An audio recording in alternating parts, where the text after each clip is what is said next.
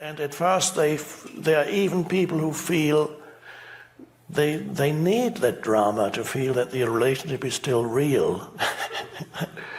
And that is, there comes a point when it gets too much, so then the pain that arises so often and so frequently, it gets too much, and I can't live with this person anymore. And then you separate. But if the awareness hasn't come in so that you can be aware of your own pain body, what you contribute to it, then you will repeat the same thing in the next relationship. So the pain body needs to re-experience emotional pain through drama. And whoever it comes up first in, it is usually it's always recognizable by being an overreaction to something, an event, something you said, something you did, or something you failed to say, or you failed to do.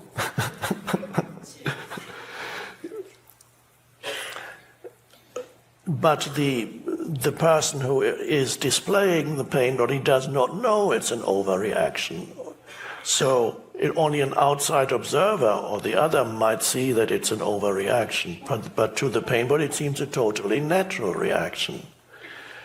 So you need to know what situations, there may be certain situations in your life that tend to trigger the pain body in your relationship or at work. There may be certain people that your pain body is susceptible to, resonates with. If you live alone, then the pain body has a little problem. What am I going to feed on? I can't have drama with myself, or can I? Yes, you can. You can have the drama in your mind. You can have a stream of destructive and negative thoughts in your mind, either about yourself or others. They may not be here, but you have the thoughts about them.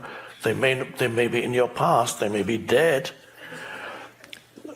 But the pain body, if there's nobody around that the pain body can feed on through negative emotion, it will feed on negative thought streams, your thought streams. And this is where the addiction to negative thinking comes from. There are people who are actually addicted to negative thinking because the negative thinking is used by the pain body to feed on, because because thought is energy. The pain body is it's an energy form. Everything is energy. Every thought is an energy field. And a negative thought and energies have different frequencies, so to speak, and the pain body seeks further negative thinking because it strengthens itself through that. It's food. And so people get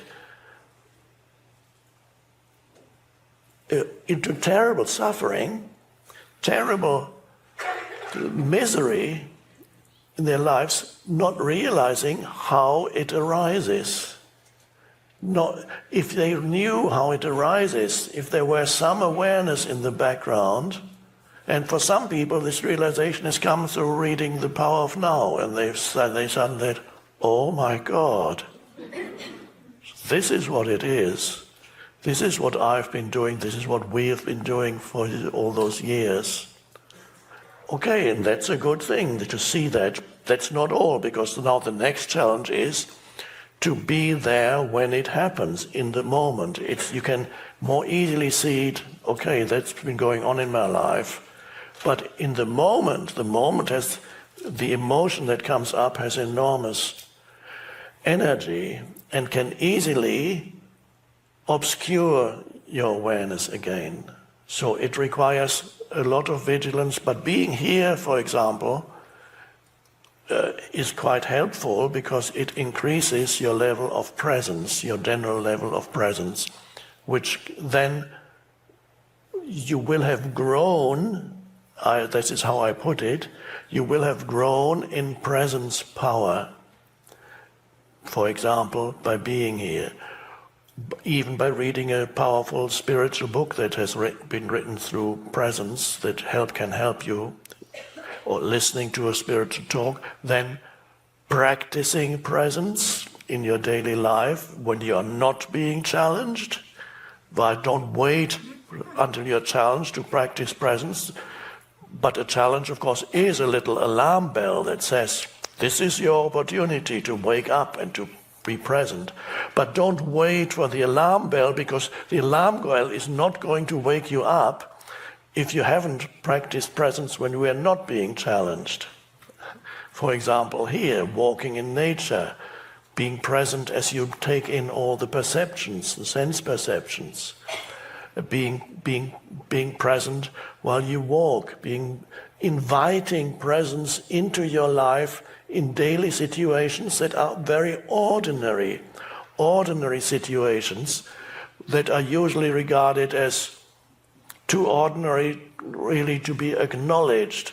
Whenever you wait somewhere, I often say that, don't get upset about waiting, or if you do get upset, observe it, be there, and accept any waiting period as an opportunity to be present. So where is your attention when you are in those situations, neutral situations, non-challenging situations? Where is your attention when you are present? Now, the ultimate way of being present is to just be the presence. Sense the presence that you are. Sense the awareness. Be there as the awareness. Before you can be there as the awareness, and you can transition, then this is a more advanced thing that may not yet be possible for all of you, to transition from thinking into awareness, to step the ability to step out of thinking into awareness. So you've been thinking, and suddenly you realize that your thinking is causing you certain emotions. You're waiting in line, that's a simple situation, you're waiting in line at the airport or the supermarket, and it's not moving. And the people who are at the other end dealing with things are obviously totally incompetent,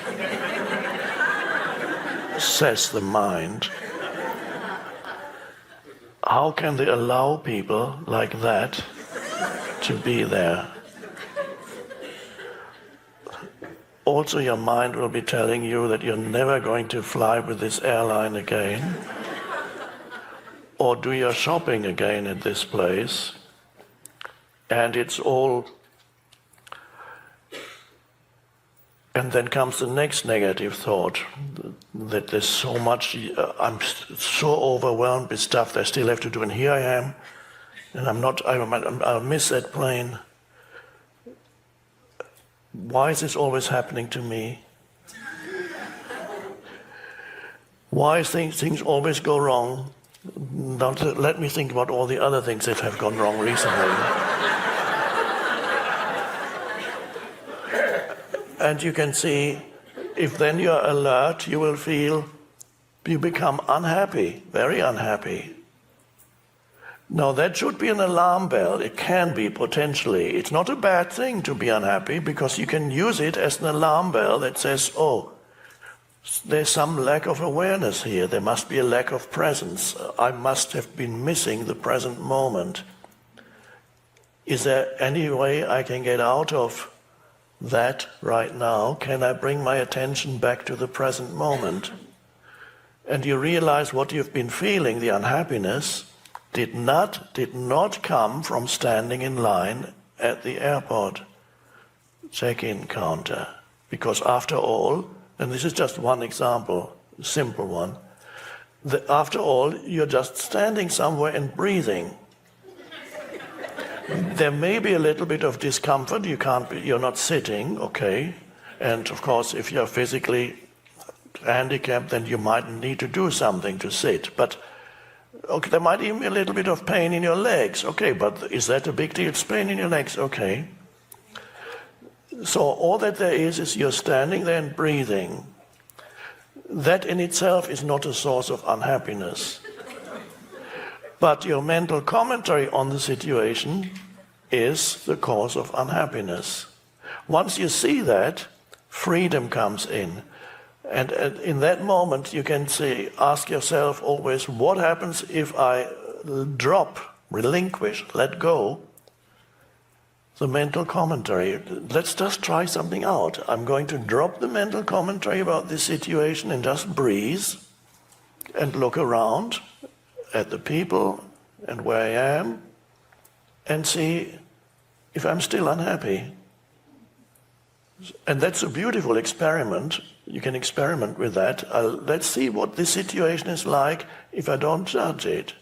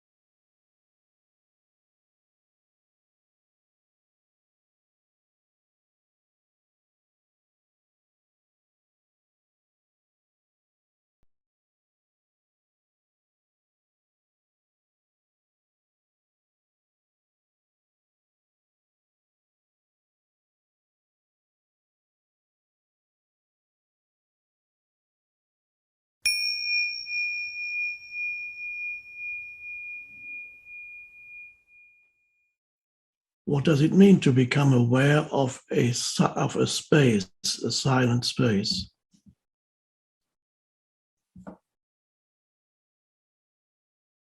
What are you aware of? If it's silent, there's nothing there to be aware of. There's no object in your consciousness. You can be aware of the words. That every word is a thought that has become verbalized. Sound has become sound. Yes, you're aware of a word. That's an object that you're aware of in consciousness. Not a material object, but an object in consciousness. You're aware of the words that I'm speaking. That's fine. That makes sense. But to be aware of the silent spaces between words,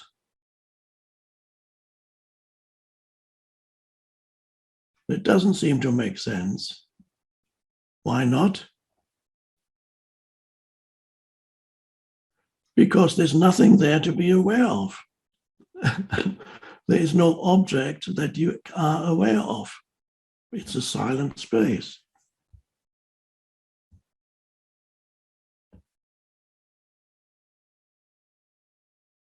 So if there is no object that you are aware of, what is it? What does it mean?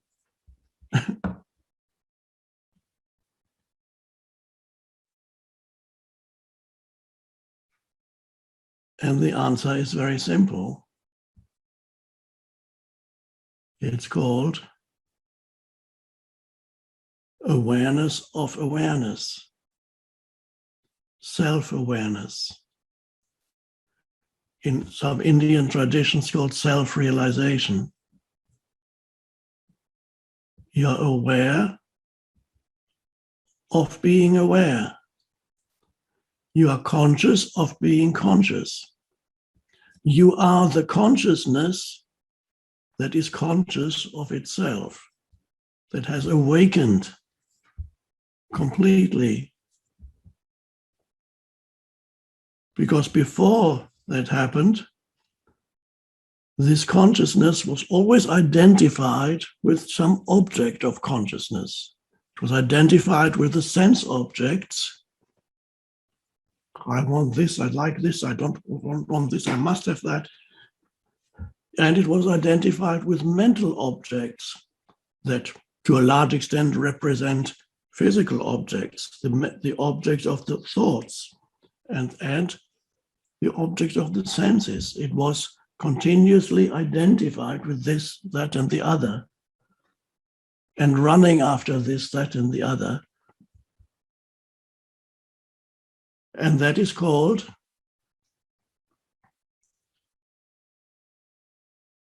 the unawakened state. In other words, you're asleep. Not asleep in the conventional sense, but very similar. You are unaware of yourself. You seek yourself in the objects of the senses and in the mental objects.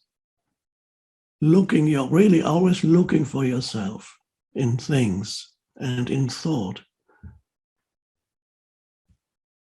And never really finding yourself.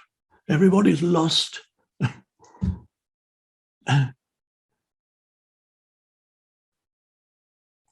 Amazing. So this is the dream of consciousness, that consciousness is dreaming. Consciousness is dreaming your entire life, the so-called life, all the things that happen to you and that you do and that happen to you and you make happen, is the dream of consciousness. It's dreaming you. It's fine. But the important thing is, are you completely captured by this dream? Are you completely immersed in this dream?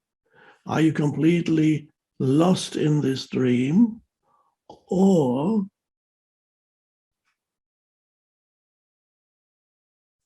is it the case that you know that this dream is happening? Is it a lucid dream? There is a possibility for your life not to continue to be a dream. A lot of the dream, by the way, is not all that pleasant.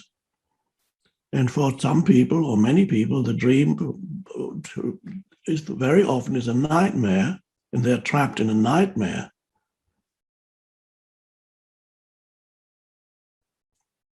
But you may have experienced in an actual dream when you were in bed asleep and you were dreaming in bed. That's a dream in the conventional sense. Sometimes you, in the middle of the dream, you suddenly realize that you're dreaming. That can happen. Many people have experienced that. It's called lucid dreaming. And that's quite interesting because then you go, oh, wow, this is a dream. I can make anything happen. And nothing really matters that much because it's a dream. So even if you saw a monster in your dream, but suddenly you become aware that you're dreaming, the monster is no longer that threatening. Oh, there's a dream monster. Isn't that interesting? And when you're no longer running away from the monster, usually the monster changes into something else that is not threatening anymore. So there's lucid dreaming that sometimes happens, but more importantly, there's the possibility of lucid living. So that while you live this life,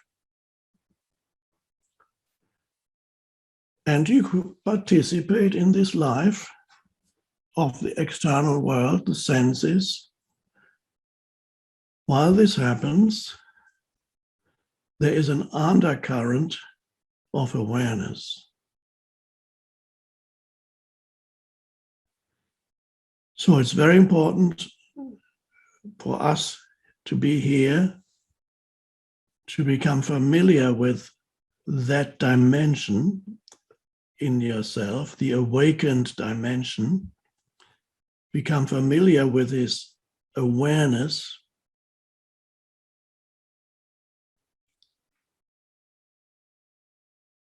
And once you had a taste of it, you can access it more easily, and you will want to access that dimension. That is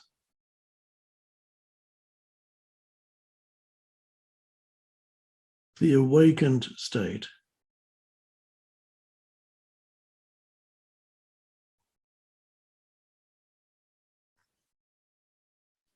As you may know, when the Buddha was asked, "Who are you?" or "What are you?" he said, "I'm awake." That's where the word Buddha comes from the Sanskrit root, to be awake. That's all. I'm awake.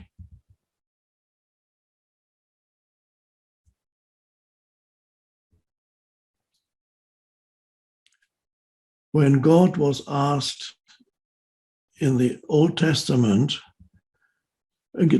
same question, somebody asked, I don't know who asked, was it Moses? Asked God, "Who are you?" or "What are you?" The answer is, "I am," or "I am the I am."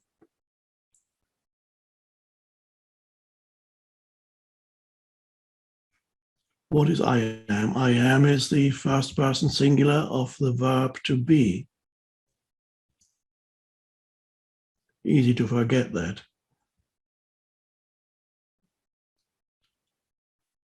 The being that underlies all existence.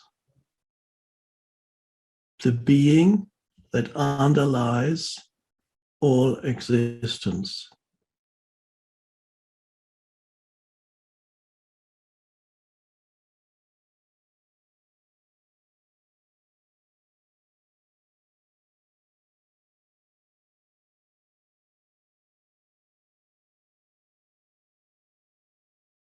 It is madness to argue with is.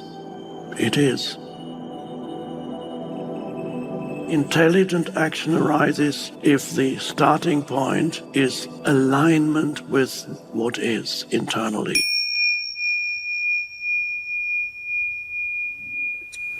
The nature and function of challenges and difficulties in the evolutionary process.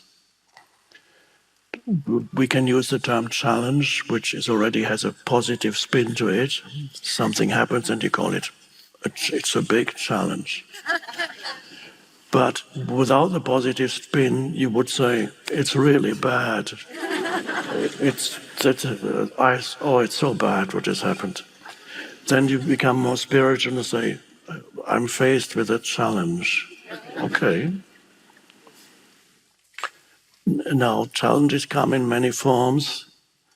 There's no human life that is not profoundly challenged in one way or another. Some humans are challenged by physical challenges, difficulties. Other humans are usually challenged by dreadful psychological challenges and their own minds. Personal challenges in your personal life, collective challenges that affect millions of people at the same time, all in various ways. We've just had one. So it seems that many things are almost designed in one's life to stop you from evolving or becoming more conscious. And many people say, if I only had surroundings, if I lived in a place that was peaceful and calm, and my needs are met, my basic needs are met, and I got pure food and everything else, so I don't have to worry about things anymore. If I could only live in this perfect environment, I could really make spiritual progress. If I only had that, but I don't. I can't. And no matter what stage you're at, always obstacles arise continuously. Sometimes things go well, and then another obstacle goes, and then they go well again. Obstacles come in many, many forms: physical, relationship, financial, home situation, all kinds of things. Pandemic is a collective one, and other collective ones most likely coming soon. The strange thing is, evolution happens only when faced with obstacles. That happens on every level, physical level, every level. It's only when an obstacle is encountered that there's a call for more energy, and then more energy flows in, and whatever the frequency of energy could even be physical. For example, if you want to have a stronger body, it's not going to happen if you lie on your sofa every day drinking beer and watching Netflix. You can say, I want a stronger body. Yeah, well, it's not happening. Now, what do you have to do to have a stronger body? To put it in strange terms, you have to, at first, you have to make life difficult for your body. For example, you go jogging. And you think, I wish I was watching Netflix on my sofa, but and the body doesn't like it, but you say, and then you lift a weight. So, but you're making life difficult for your body, very difficult. But only then it happens. Your body then demands more energy, and an influx of energy comes that eventually is translated into muscle growth and so on. And then a point comes when you actually more energy has come, then you suddenly enjoy that. But the enjoyment is preceded by experiencing difficulty and obstacle. On every level, humans evolve. Many people here, I know that from what people have told me, it's always the case. Many of you would not be here if you had not encountered very difficult life situations, either through loss or breakdown of relationships, loss of loved ones, serious physical illness, accident. Many people have told me I would never have realized what this is about if I hadn't gone through this difficult period in my life. It's then there's an influx of energy that comes, and at the highest level, it is an increase in consciousness. As you're faced with difficulties, some difficulties can be removed on a practical level. Many other difficulties require an increase in consciousness for you to overcome them or transcend them. I've had correspondence from people in prison, some are in prison for life, and they've said, I have awakened through coming into contact with this teaching. I have awakened, and I am free in a prison cell. So it is in your comfort zone.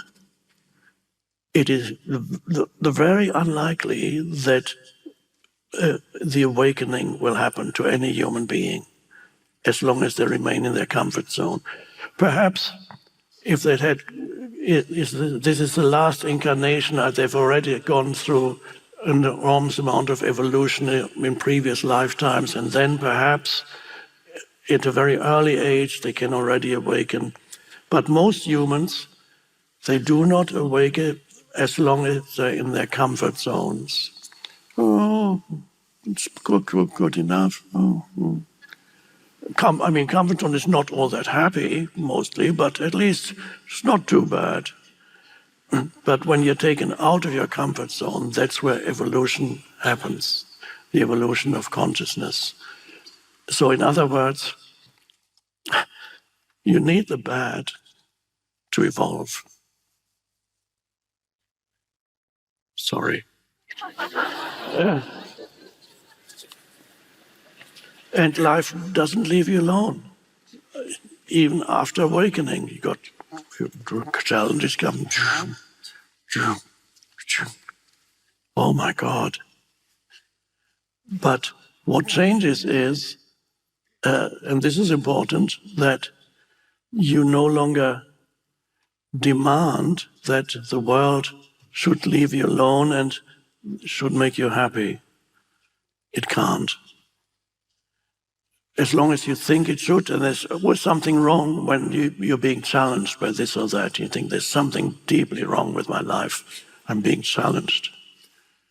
Or in other words, I'm experiencing all these difficulties. And so then you realize you drop the demands that the world should make you happy. Because the world isn't here for that. It's here to make you conscious, to awaken you. And it does that by confronting you with difficulties, one after another. Now, some difficulties are so bad that they kill you. That's true. They could happen. and then you get another chance after that. It was perhaps the philosopher Nietzsche who said, what doesn't kill me makes me stronger. There's some truth to that. So when challenges happen, the important thing is, how do I meet this challenge? With what state of consciousness do I meet this challenge? And that determines the further development of that particular situation also. If you're able to meet a challenge consciously instead of reactively, then quickly it becomes transformed also externally as a challenge. To meet it consciously means, in the first instance, to accept this moment as it is, no matter what it presents you with, no matter what form this moment takes. You accept this moment as it is, because you might as well, because it already is. It is madness to argue with is. It is. Of course, then what can you do about it? If you need to take action or can take action, intelligent action arises if the starting point is alignment with what is internally. This is what is. And then you act. If action is needed, right action will arise. But if immediately you go into reactivity, you make the situation worse than it is. You often amplify something bad and becomes even worse and worse through reactivity. You can verify this when dealing with an unconscious human. If you react to their unconsciousness, then you yourself become more unconscious and you make them more unconscious and you get huge drama. And again, collectively too, when faced with a difficulty, how aware can you be when you are prior to taking action? Are you just reacting, or are you able to be aware, which means, is wisdom present? We haven't mentioned this word before, but it's inseparable from what we're talking about. Wisdom is the higher intelligence that operates through you when you're in touch with the vertical dimension. All you have when you're not in touch with the vertical dimension, you might have the clever human mind that can work things out in a very limited way.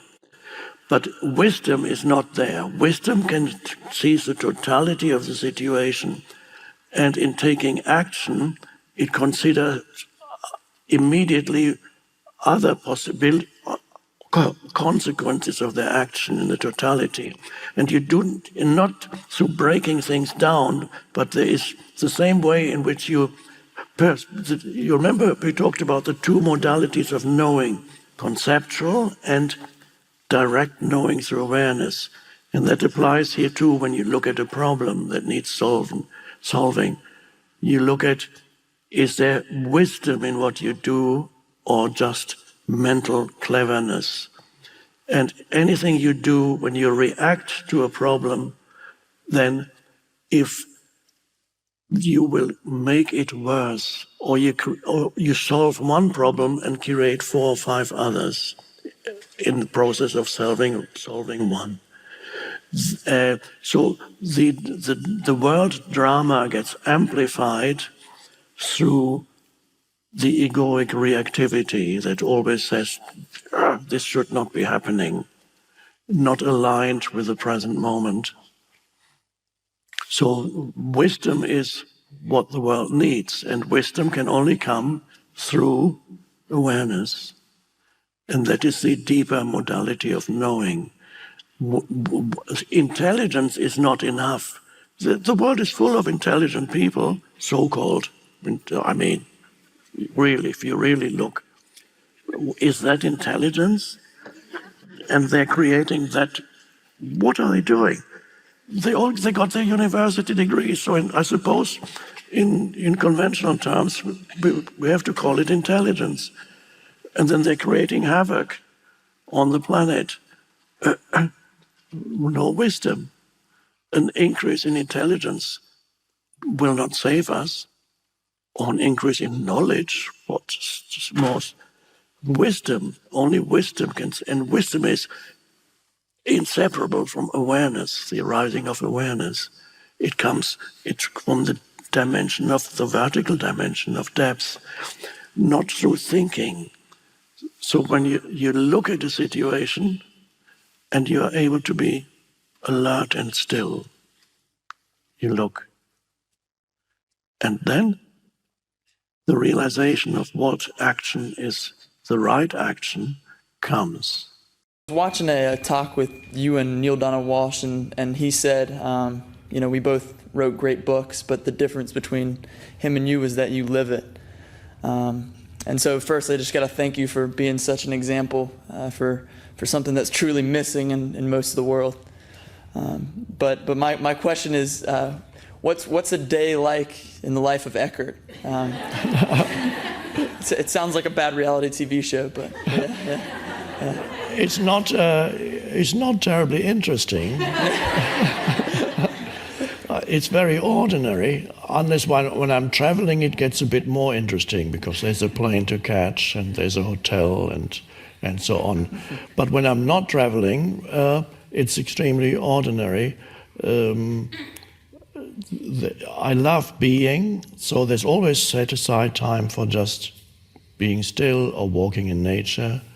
And I'm notorious for not meeting deadlines. And everybody knows when they say there's a this needs to be done, this thing needs to be done by so and so. Well, we'll see. And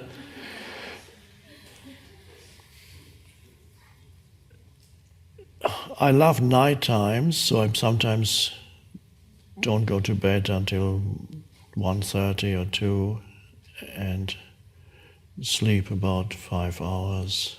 And I like little things, going to a cafe, have a coffee somewhere. Nature, as I said, love walking in nature. Reading occasionally, doing whatever needs to be done. People call, there's always things that need to be done. I do them quietly. Some things don't get done at all, and then they disappear. Easier for you, right? Yeah. Are you still able to go out in public, though? And what? Still able to go out in public? Well, that is interesting. I go out, usually with a baseball cap, which I never really liked, but I've been wearing them for years now. And because I love privacy, I love to be invisible. I love to be in a room and being able to just observe what goes on in the room without anybody being aware that I'm there. That's more difficult now. So often people come up, even with a baseball cap, they come up and usually it's lovely. They say that it's been so wonderful, my life has changed. It happens almost every day. And that's wonderful. I prefer not to be recognized, but the moment it happens, I'm happy and I respond, and there's a loving interaction. But my preference is not to be seen. I'm an introvert by nature, so even to go out and give talks was a very strange thing for me. I knew that this is what the universe wanted me to do, or the universe acting through me. So it's things, one surrenders into things and then they're fine. It's not my nature to go out on stage and talk. So every situation brings its own challenges. The loss of privacy and so on could be seen as a challenge and requires then surrender to see in this world there are polarities. You gain something here, you lose something there. In the world of polarities on the surface or on the surface level, you experience polarities. The gain here has to be paid for something. So the fact that the teaching has gone out to so many people, that's wonderful. Of course, then, yes, privacy is lost. That need to accept that. Before I had privacy, but very few people were reached by the teaching. Well, I did workshops in the 80s and early 90s. There was one evening talk in England that had been scheduled. Nobody turned up. I was alone, I just sat there. But I had my privacy. And then I had a workshop one scheduled. Usually I had about 7, 10, 12, 15 people for little workshops. Or one workshop had been, somebody had organized a workshop for me, and I arrived for a weekend, Saturday and Sunday. One person turned up, waiting at the door, and said, okay, let's do it. So not that many people were reached, but I had wonderful privacy. So that's how it is. It's simple. I don't live in an ashram where some spiritual teachers live in ashrams where they're surrounded by people who go. And that can be, of course, comforting for a while to the ego, if you still have an ego, hopefully not the spiritual teacher. But it's not good. I prefer to be in every normal, everyday life and go to the supermarket and so on. It's not interesting, unfortunately, and not even glamorous, except occasionally when I visit Oprah, then suddenly, driving into the gates open to the big mansion, and you drive in, but otherwise not that much glamour. Thank you. Today I may just answer some written questions. This is only a very small selection out of several hundred. It's hard to choose. It's only almost random choice. Not totally random, but almost. But before I do that, perhaps just a few words. And this will take between 5 minutes and 1 hour.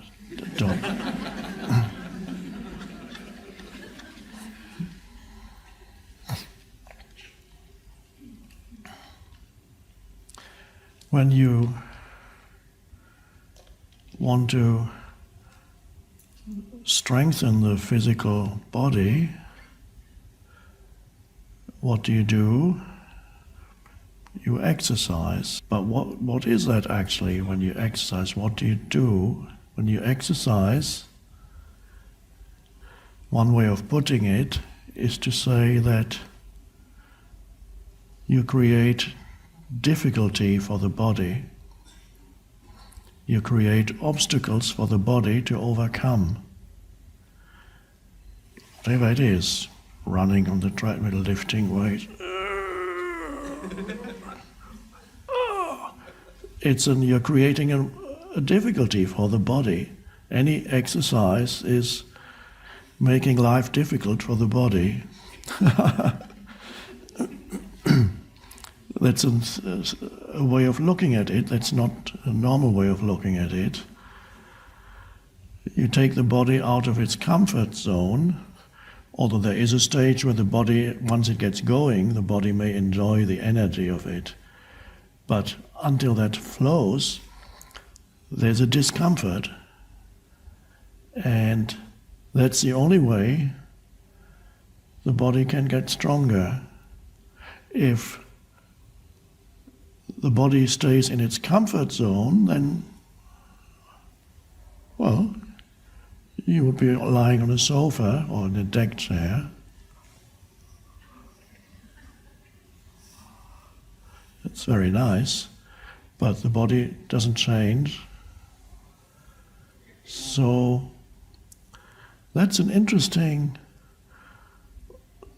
almost an analogy for something that happens to humans, because it seems that life for everybody creates difficulties. So it's not, one would have thought, if I were God, I would make life easy for everybody. And you would then see,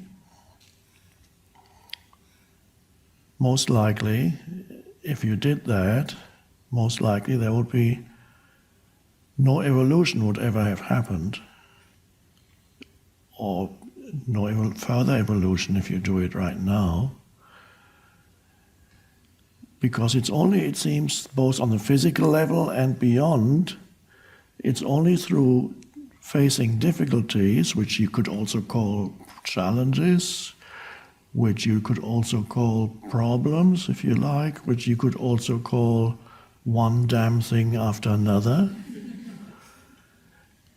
The strange thing is, only by encountering these challenges do we grow in consciousness and generate energy. It awakens us eventually.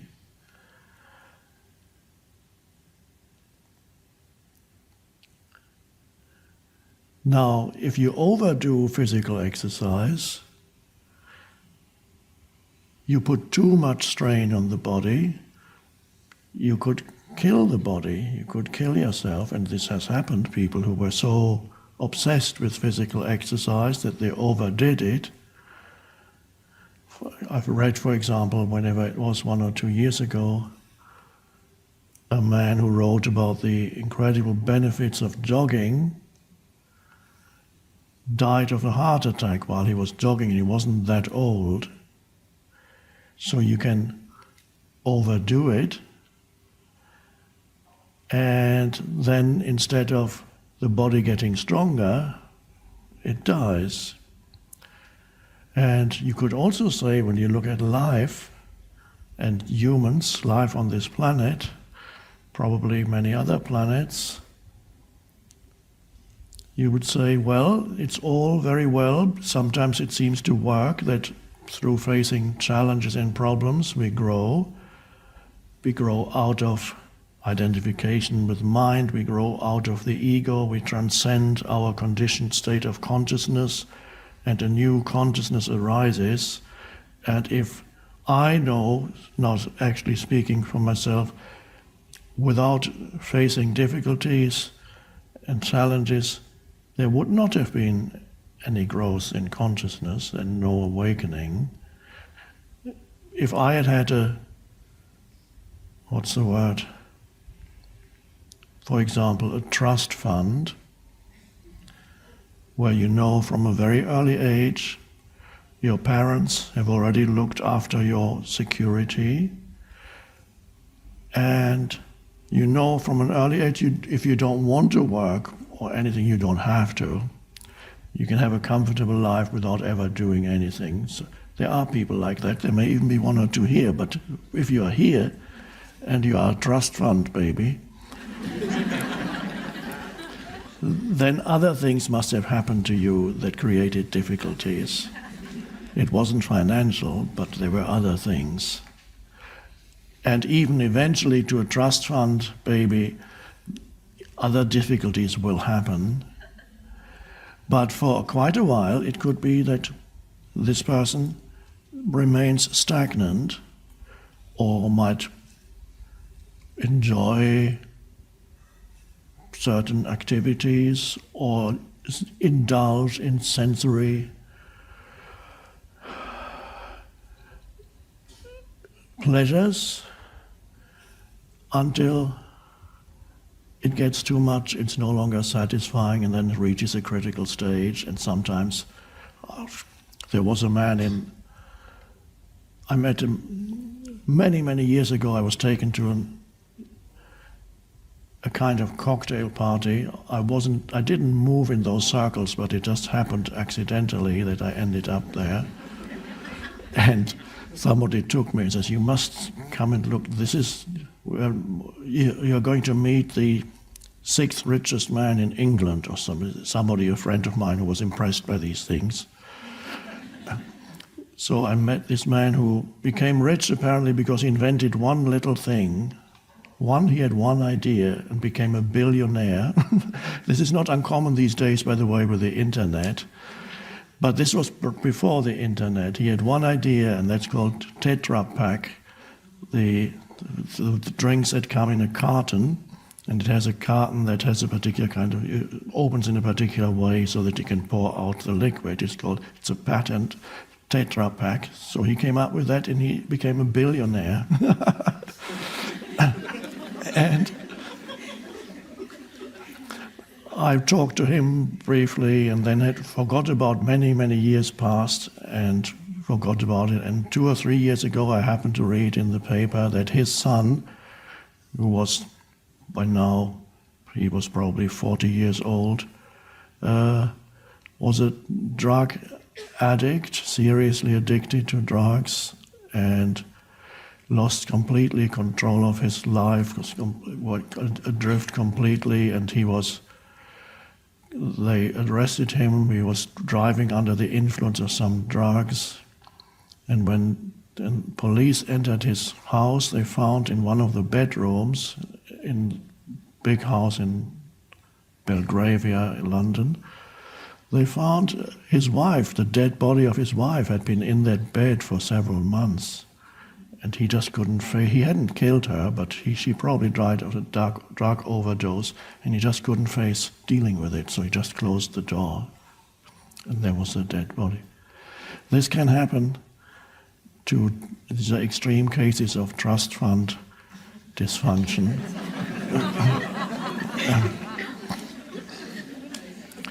So in other words, when life gets too easy for you, things can quickly deteriorate. But that's your opportunity then, because first life gets too easy, then because it gets too easy, it deteriorates and you lose more and more consciousness, and then it is possible that you encounter so much suffering that then finally experience the difficulty of life, and then there's a possibility of growth. So this could happen to this man too now. There's always the possibility of awakening. This mind-made sense of self is also much more focused on the negative than the positive. To be free, you awaken to who you are beyond your history and your life situation. Oh, yes.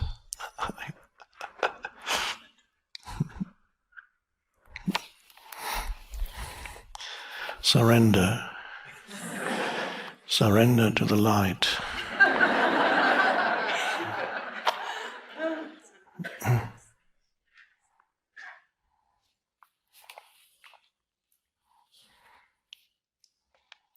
A slight modification of the dictum, accept what is. We could also say, it's a slightly different signpost. Accept your experience of this moment, or accept whatever you're experiencing at this moment.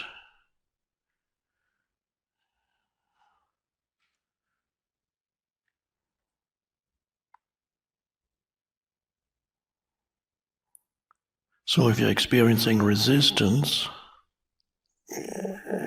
mental, emotional resistance, then you would have to accept that. That seems to be a contradiction, almost an impossibility, because can one accept non-acceptance? You will have to find it out. Similarly, if you feel unhappy in whatever form,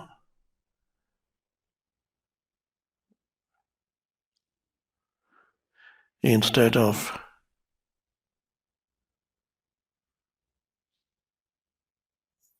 wanting not to feel unhappy, and thereby, as you can't get rid of your unhappiness, feeling even more unhappy, you could also try to just be okay with being unhappy. So you no longer complain about being unhappy. Well, so let me be unhappy. It's just I'm suggesting it as an experiment. Next time you're unhappy, what happens if you are okay with being unhappy? Because the essence of unhappiness is not being okay. So if you're not okay with whatever it is, and some people are unhappy about something abstract that they call my life. They're not necessarily unhappy about a single event or a few things that should be happening, but are not. They have this entire huge thing they call my life, and they're unhappy with it. Which means a large part, if not the entire part of the entirety of your identity is unhappy. And there are people walking on this planet who are almost or literally permanently in a state of unhappiness. And they may be, the strange thing is, it is often not the people who have the least in the world, but it's often possibly the case that there's more unhappiness to be found in the wealthier parts of the world.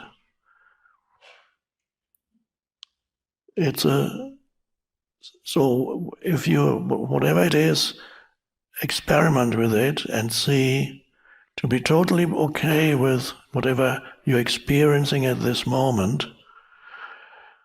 So I don't mind being unhappy. It could be that something happens to the unhappiness when you're completely okay with it. It could be that the two states of being okay with something, with the unhappiness and the unhappiness, cannot coexist.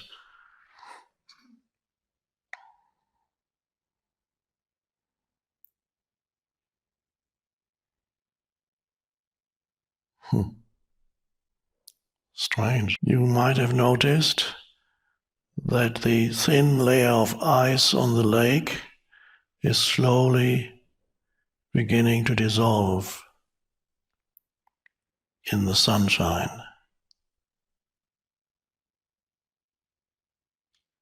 forming beautiful patterns like abstract paintings.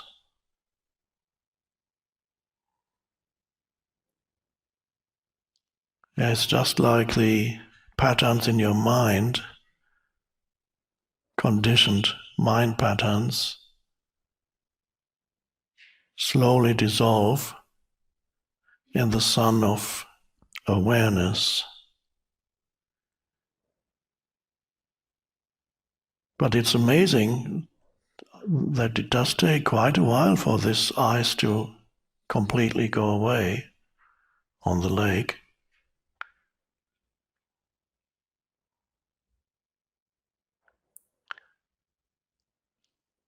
One could use this ice as an analogy also for consciousness. We could say, ice, of course, is water in a particular state. And we could say, talking about consciousness, that eyes is like inanimate matter. Things, so-called inanimate things, are like frozen consciousness. And then water can become liquid. And that would be, in this analogy, consciousness becomes a living thing, something that is alive, rather than so-called inanimate matter. Although inanimate matter isn't all that inanimate, it only looks inanimate. As we all know, there's intense movement even in a stone and a pebble. There's continuous motion of the atoms and molecules with vast spaces in between, so it is alive in its own way. So frozen consciousness is matter, and then it becomes liquid, and then that means it's living things. And then what can happen to water is that it can become vapor, and then it rises up. It becomes invisible, unless it's very close together, but there's moisture in the air and you can't see it. And that would be mind, consciousness becoming, manifesting as mind. So you have those three stages. It's interesting, if you look upon matter as frozen consciousness, then you have a different relationship with matter. Nothing is totally inanimate, so everything ultimately is alive. Probably even a physicist would agree with that, but there's a big difference between something that is. There's a big difference between a pebble and a worm. There's already what it is. Nobody knows exactly how does so-called inanimate matter suddenly become something else. And there's a big difference between a worm and you, I think. Because you have a mind. To summarize the question, of course, as you mentioned at the beginning, adversity can strengthen the ego, or it can gradually, or in some cases suddenly, dissolve the ego, or at least diminish it. So it can go either way. And I must agree with you, I don't know whether you literally said it, perhaps still in the majority of cases, it strengthens the ego, because people don't know the opportunity that every adversity represents. So why does it happen? How does it strengthen the ego? You can see it sometimes with people who are sick, or people who are disabled. Let's say I've met disabled people with physical disabilities, for example, and in some cases they are really angry with the world and bitter because look at what happened to me. They say, why do I can't move anymore? I've been afflicted with this. What have I done to deserve this? And these are questions that are justifiable questions. The question, what have I done to deserve? Why has the world, or whatever they say, God, the world, the universe, or whoever, they've done this to me? Why? And then they become bitter and angry, and the ego becomes more and more rigid and hardened. And so that is one way it could go. And then I have met people with disabilities who, through their disability, at some point, whether through a spiritual teaching, and in some cases, never come into contact with any spiritual teaching. It just happened that at some moment they realized intuitively that all the suffering was generated through resistance. And then the resistance to the isness of their life, this moment, they were able to let go because perhaps the suffering was getting too much. Something happened, something clicked inside. Or even if it didn't happen completely, they were able to have moments of inner peace, an inner peace that is not caused by an external condition, an inner peace that seems to be in contradiction to an external condition. So that they would say, how could a person who is suffering this feel so peaceful? And so also that applies to people who are approaching the end of their lifespan because they have some illness and they have been to the doctor, and the doctor says you have 6 months or 1 year, and suddenly something in them opens up, and all that remains is that the person already dies. There's no more future, and all that remains is the present moment and the aware space. So I've had the privilege of working with, when I was still seeing individuals, with 2 or 3 people to whom that happened. And they became luminous beings in the last few weeks or months of their lives, and became just, I couldn't see that there was any person left. There was only a space of conscious presence left. Just wonderful, as if they had just come into this world. So they came, and then they came to me, and then still asking questions, very profound questions, wanting to understand what happened, and it's beautiful. So this can happen. It can happen collectively to people who go through warfare and in countries, or become refugees. They lose everything. And again, it can go either way. Whenever there's any great loss in your life, that again, an opportunity opens up. If you resist, and you resist, the resistance origin. The origin of the resistance is a narrative that forms in your mind that says something about the situation and about your life and about other people. So the narrative forms in your mind, and the narrative is an unhappy one. And then there's continuous resistance, a non-alignment with the isness of the present moment. Now, one could ask, well, how could somebody who's lost their home, perhaps even lost loved ones, and then they don't know where to go, how could this person be in a state of alignment with the present moment? Isn't that, how can somebody accept the unacceptable, accept that which in conventional terms would be regarded as unacceptable? How is that possible? But that's precisely it. If you can accept the unacceptable, that is the opening, and then you realize the unacceptable is actually not unacceptable, it is acceptable.